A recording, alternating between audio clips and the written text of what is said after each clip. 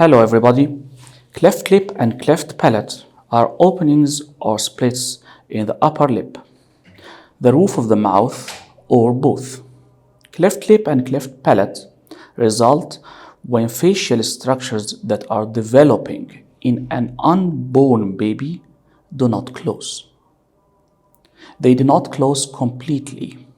Cleft lip and cleft palate are among the most common birth defects. They most commonly occur as isolated birth defects, but they may be also associated with many inherited genetic disorders. Having a baby born with a cleft lip or palate can be upsetting, but cleft lip and cleft palate can be corrected. In most babies, a series of surgeries can restore normal function and achieve as well a normal appearance, and that can occur with minimal scarring.